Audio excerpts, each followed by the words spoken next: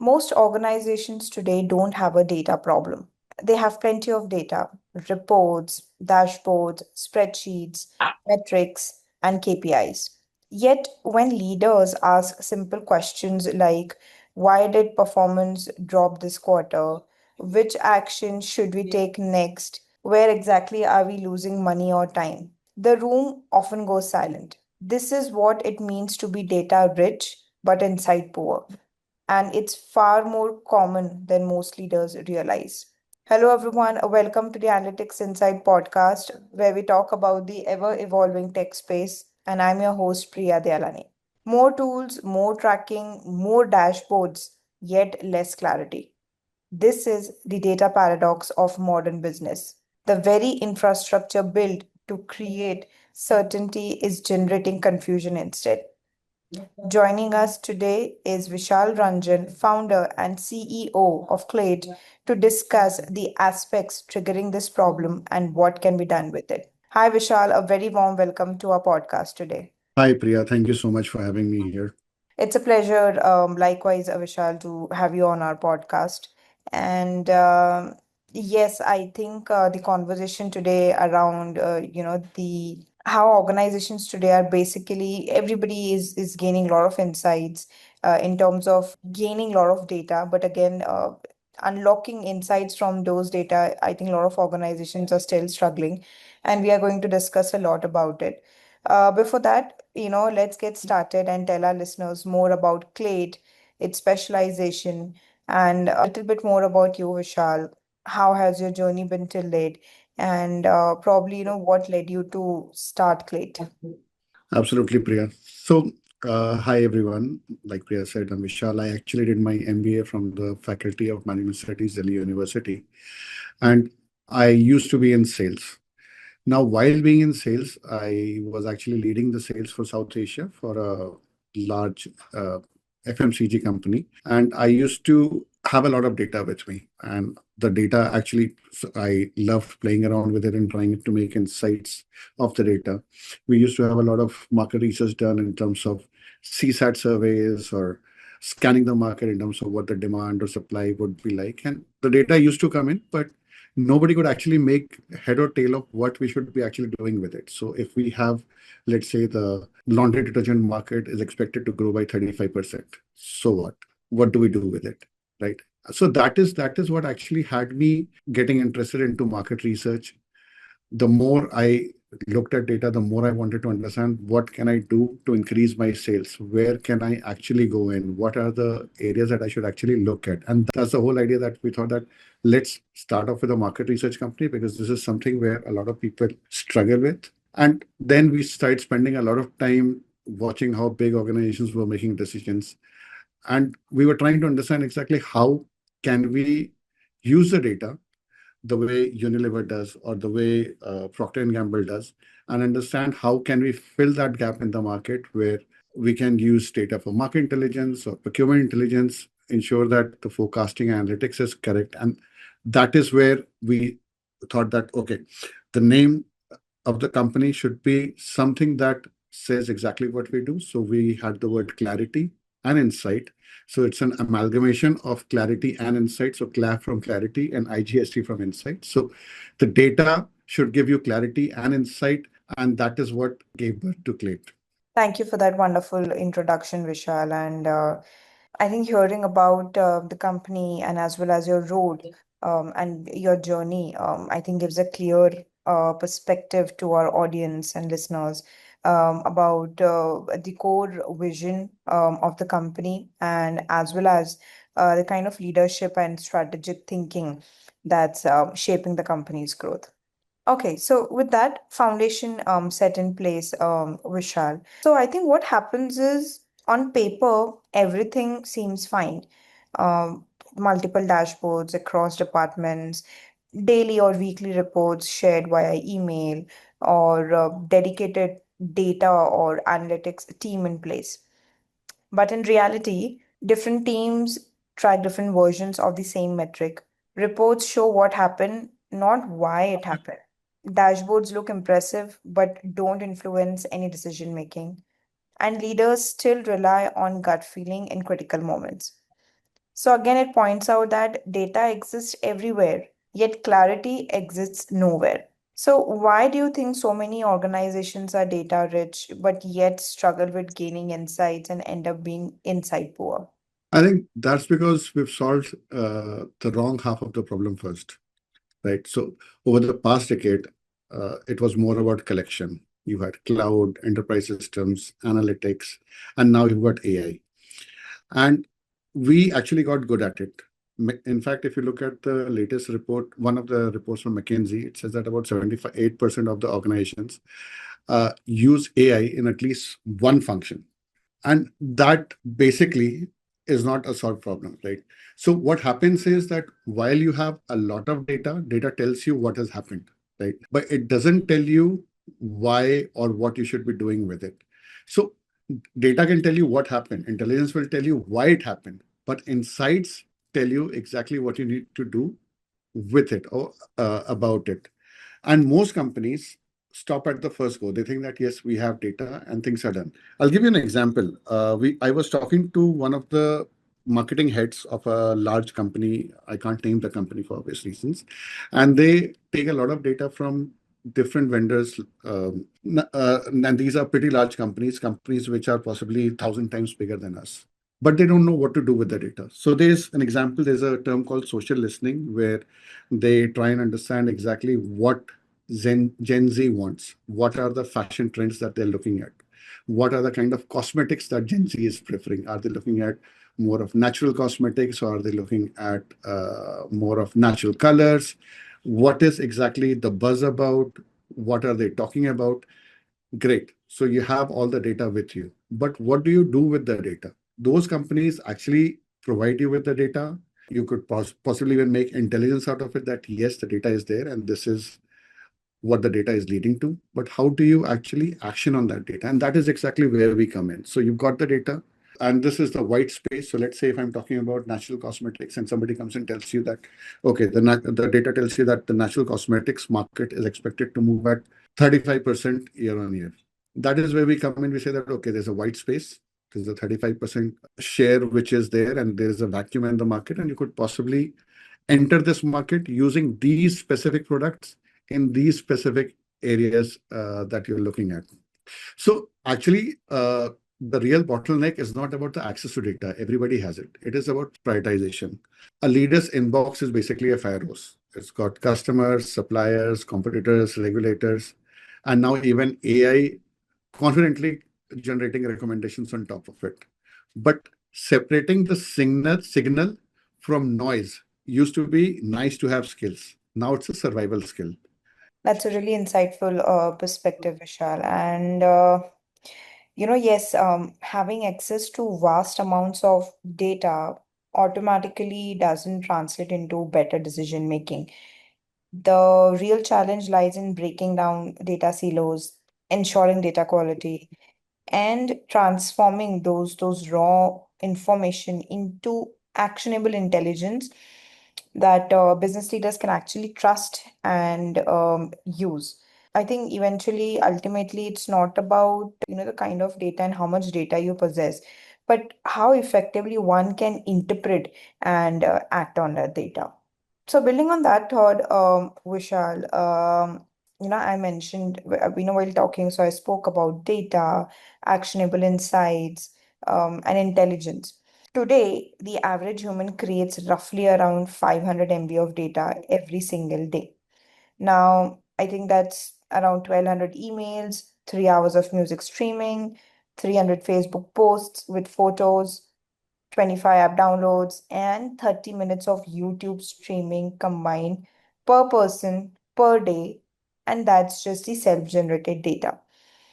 That's insane. I think, and through this insanity, you are expected to somehow discern what your clients and members are interested in, how to respond to marketing initiatives or social media interactions or recommend them products, and the list goes on.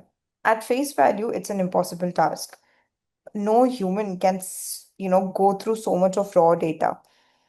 But luckily, as a human or as leaders, our goal is not to just memorize data points, Our goal is to turn that data into information and then that information into actionable intelligence. So, how do you distinguish between data, information, intelligence, and actionable insight? When I was actually listening to you, I felt that all these words, whether it be data or information or intelligence, they sound the same or they Right. sound similar to me, but Yeah. they're different, right? Except for actionable insight, because insight is more about action, and that's what we're talking about now. But I will not get into the textbook definition because if I go by the textbook definition, possibly it will bore you. But let me give you an example. Okay. So there is this large FMCG company that we work with.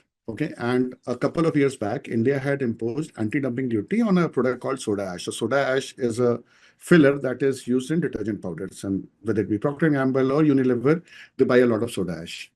Now, once the anti-dumping duty has been imposed, so anti-dumping duty, and India was importing from China, US, Turkey, and Kenya, and a lot of other countries.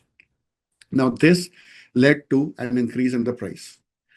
The customer had a lot of import data, and they knew exactly where the soda ash into India was flowing, and they also had export data from a lot of countries, which told them that okay, this is are the areas where the soda ash is going out to, right? Now the price had already increased, data was there. That data is when my team sat together, they organized that data into a trend, which actually gave them the trend on exactly how the past 18 months have been, which are the largest exporters, how much is Kenya exporting, how much is Turkey exporting, how much is the US exporting. That data was then information. So clean data became information.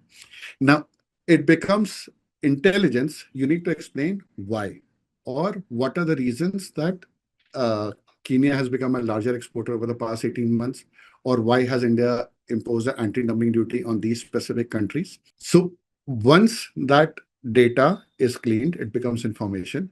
Once the information tells you why things are happening, it becomes intelligence. Now it becomes an actionable insight. The leadership does something differently.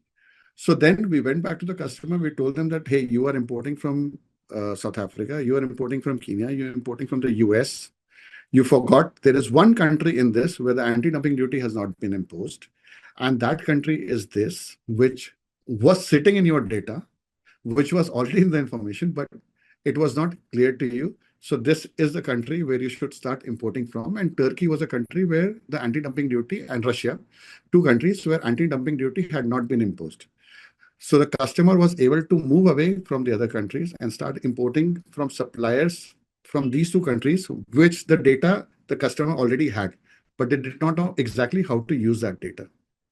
So that's the last step in the whole game, right? So many organizations stop at the dashboard. They think they've got the intelligence, but nobody gets a bonus for consuming a report.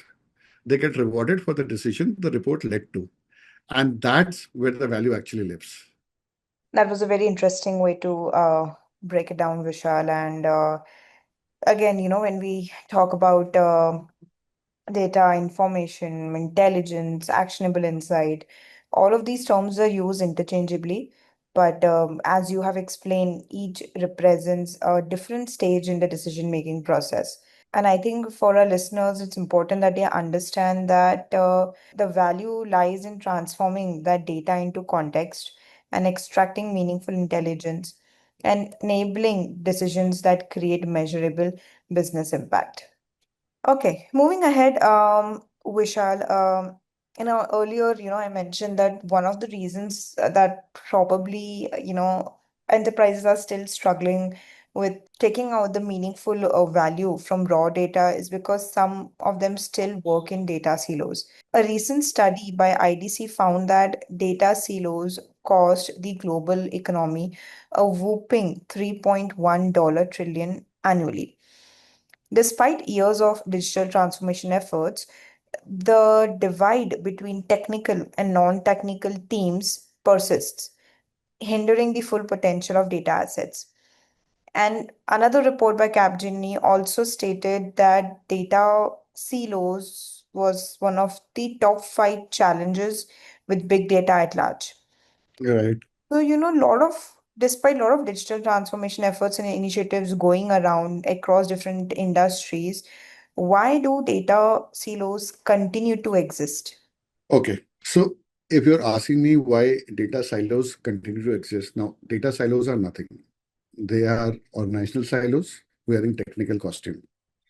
When I heard the term digital transformation for the first time, I was always like, what is digital transformation? Is the company transforming itself digitally, or what is exactly happening? Right.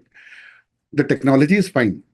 Right. Most large companies have modern connected platforms now. They have transferred everything to digital platforms. They've got the best in class ERPs in place.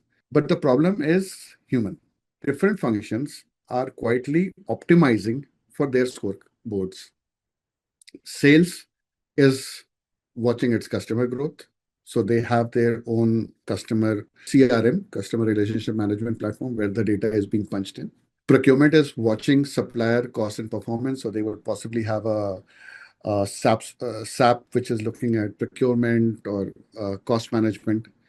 Finance is watching margin and cash. They moved away from ledgers and books to possibly Tally or a Zoho system. Operations is only looking at the throughput, and they have possibly made everything digital in terms of what they are producing.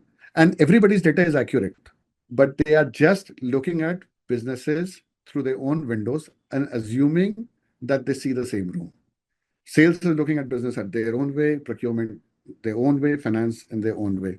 So digital transformation was brilliant. It digitalized each function. The next act, of which is the hardest one, is actually having all of them come in one place or connecting them to the enterprise so that they can decide as one body instead of four. And that is why the silos still exist.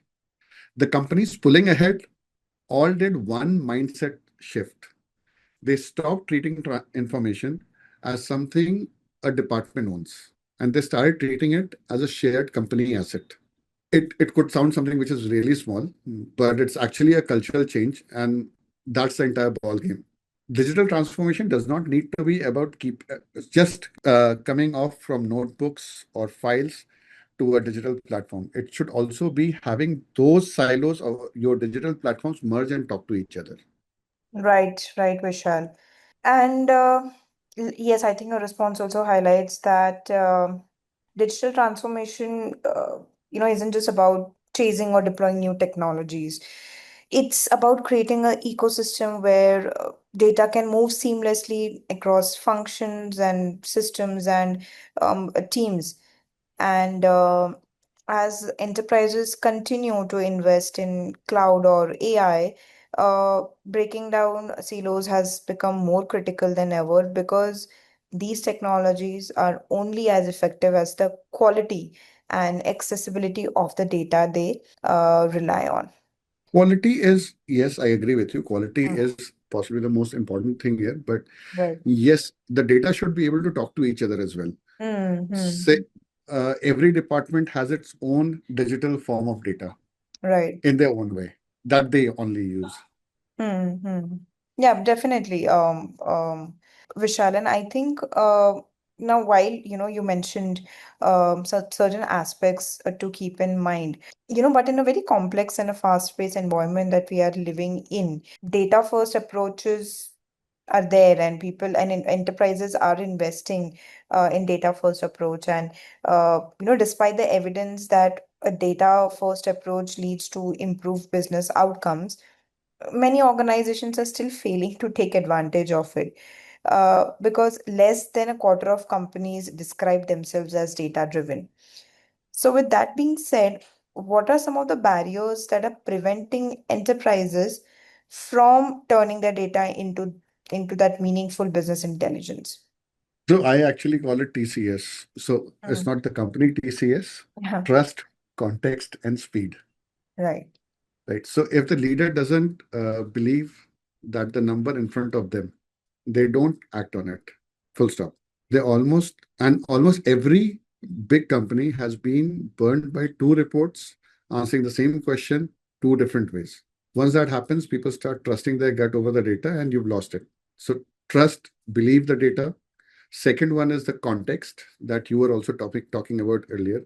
So if a dashboard can tell you what moved, it usually can't tell you why it moved or what it means for you. So a number without a context isn't an answer, and it's actually a new question. And the third one is speed. Markets now move faster than the reporting cycles. I remember we used to do a lot of syndicated reports. By the time those syndicated reports used to be ready and they used to be with the customer, the market scenario would have already changed. So if your analysis takes you 6 weeks, the market has already changed twice by the time you're done. You were right about a world that no longer existed. Now, for example, we were working on forecasting cycles for one of our customers, and we were forecasting the prices of crude oil for them. And this was just before the Iran war had started. We delivered that report. By the time we delivered it, the war had already started. Of course, it's a black swan event, and it's difficult to forecast that, yes, there's going to be a war that is coming up and the prices will move up. But then you need to be fast in what you're delivering because the customer's contracts and everything depends upon them. And it's like watching the same pattern play, and we've been watching the same pattern play out with AI. Adoption is rocketing, but value isn't. One of PwC's global CEO survey found that 12% of the CEOs saw both revenue growth and cost savings using AI, and more than half saw no measurable financial benefit yet. That tells you everything. The hard part was never getting the technology. The hard part is converting it into outcome. I think you've directly hit the bullseye, Vishal, and I very much I'm aligned with the three problems that you stated: trust, context, and speed. And while we understand trust, and we need to have we need to support that by the right culture and governance. And of course, a lot of enterprises are starting to realize that and implementing, proper measures for it. But context is something that, a lot of organizations are still not able to understand, its importance and the kind of value it delivers. So hopefully, after listening to your response, a lot of our listeners would probably understand that implementing or ensuring business intelligence is just, I mean, it's not just the department of IT. It requires a strong collaboration across departments with clear ownership of data and a strong focus on the context. Right. Building on that, Vishal, of course, your as AI and cloud investments are increasing, most enterprises still lack mature practices or processes for measuring and communicating the value of enterprise investments in data and analytics. So that leaves the business impact of these investments very unclear. And because direct causation is rarely provable, organizations must rely on correlational evidence and business aligned measurement frameworks to demonstrate value. What are certain ways that organizations can measure their data investments are actually generating business value? I think the first step should be stop measuring the technology, start measuring the business. Right. Because most companies grade themselves on the wrong report card. Dashboard logins, how many people actually logged into the dashboard, Mm. platform adoption, amount of data that is being stored, number of reports that have been generated from the platform. All of this tells you that the system is switched on and people are logging in and actually using it. But nothing tells you that the company is actually doing better. The question that I actually put on the wall are different, and they are most embarrassingly simple. Are we making the decisions faster than we did last year? Are our forecasts getting more accurate compared to earlier? When something changes in the market, how long does it take before we act on it? If you can't answer those questions, more dashboards will not be able to save you. The best organizations draw a straight line from intelligence to performance. And the moment that line is visible, something flips. Data stops becoming a cost. The IT team defends in budget season and becomes a capability the CEO talks about in board meetings.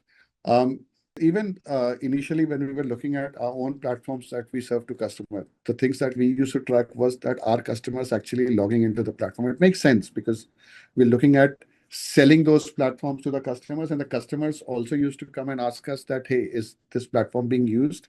Is my team logging in? Are they looking at reports? Are they generating those reports? Are they downloading those reports? But that's not the measure. The measure is that using our reports, is it actually helping you increase your sales? Is it helping you make your decisions faster? So those are the things that we should measure. Are you doing things faster? Are you doing them more accurately? And are you able to act before something comes and hits you? Absolutely, Vishal. And I mean, I agree with you that, a lot of enterprises are just, they're stuck at dashboards and KPIs, but they are unable to understand or evaluate whether those downloads of reports or those number of clicks are driving better decision making, or improving the overall customer experience, or enhancing their sustainable growth. And of course, when they're able to differentiate between the KPIs and actual performance, that's when we can truly call them data driven, or probably we can say simply that are data rich. Exactly. Yeah. Okay, so with that being said, Vishal, I think we have had a wonderful conversation around the challenges of data interpretation, data execution, or how probably everybody has access to data or has lots of data, but still a lot of organizations are not able to unlock intelligence or actionable insights from them. So, my one last question for you is, do you believe the biggest problem of enterprises are facing today is lack of data or lack of decision making clarity despite having too much of it? It's clarity. Mm-hmm. And it's not even close. Yeah. Almost no enterprise today is starving for data. People have a lot of data. There are a lot of people in the market giving you data, or even if you log into a normal AI platform and search for data, you'll have a lot of data that is coming in. It's actually, we've been overfed with data now. The modern leader is expected to digest customer data, market signals, supplier intelligence, operational matrices, financial indicators, regulations, competitor moves, and now a steady stream of AI generated advice on top of it. The volume exploded. Our ability to know what actually matters did not keep pace with this. The mismatch is exactly why we keep seeing this gap between adoption and outcomes. Companies spending heavily on AI analytics while still asking how it turns into a better decision. So, in fact, there's the PwC research as well, where which actually said that more than half of the CEOs report no measurable financial benefit from AI yet, like I was talking earlier. And that's not a technology failure, that's actually a clarity failure. So, this is how I'd end it. The competitive edge of the next decade will not go to whoever owns the most data. It's everybody has a lot of it. It will actually go to whoever makes the best decisions with the data and that everybody has, or that they already have. That's the entire job of enterprise intelligence. Cut the noise, point at what matters, and let leaders move with confidence instead of hesitation. Definitely, Vishal. So, data volume is no longer a mode. Storage is cheap. SaaS tools are increasingly getting proliferated. Every company, regardless of size, has access to more data than they can meaningfully process. So the mode now is speed of understanding. The question isn't, do you have the data? It's how fast can your organization move from a signal in the data to a very confident and coordinated decision. And companies that close that gap, that turn interpretation into a core competency rather than an occasional heroic effort, will outmaneuver competitors who are still buried in dashboards and trying to figure out which number to trust. Thank you so Right. much, Vishal, for your insights and taking out the time to be on our podcast and helping us understand that eventually, while data is there, it is the ability to create clarity. And in a world saturated with data, enterprises capable of simplifying complexity gain that extraordinary strategic power. And they move faster because with clarity, the priorities are clearer. Employees perform better because expectations are again more focused, and leaders make stronger decisions because they understand what truly matters. So, thank you Correct. for your insights, Vishal. It was lovely chatting with you. Thank you so much, Priya. Same here. Great. So, this is for our listeners. I hope you enjoyed today's discussion around while you can be data rich, sometimes it's also important that you, not sometimes, I think it's always important that that is just the first step. Ultimately, it's important that you gain clarity out of that data and ultimately devise your data-driven decision-making strategy. And most importantly, these organizations ultimately avoid becoming trapped in cycles of endless analysis without meaningful action. Stay tuned for upcoming episodes, and you can view all our previous episodes on Spotify, SoundCloud, and YouTube. Thank you.